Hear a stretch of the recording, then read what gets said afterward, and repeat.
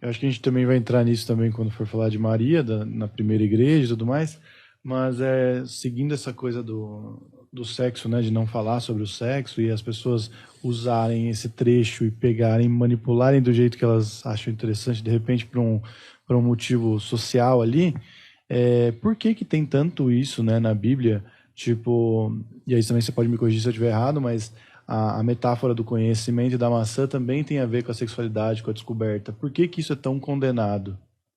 Na realidade não é condenado, é assim, tanto a Gnosis, quanto a Nova Era, quanto algumas filosofias entendem que o pecado original foi o sexo.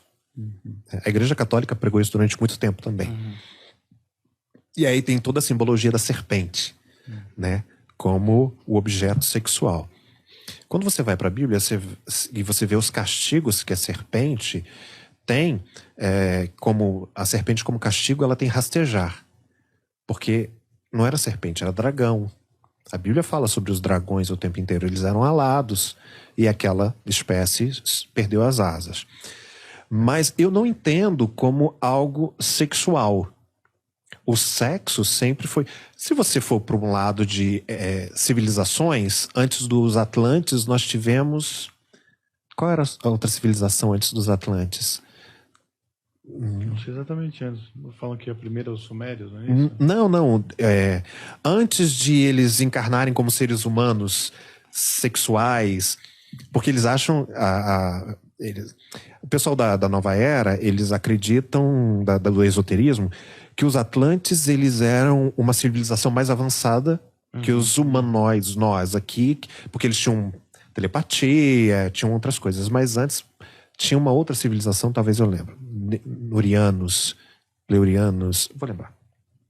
E aí, eles entendem que Adão e Eva estavam numa dimensão alternativa e a cópula entre os dois foi necessária para que eles se materializassem. Ou seja, foram expulsos da dimensão do Éden, que era o paraíso, o jardim das delícias.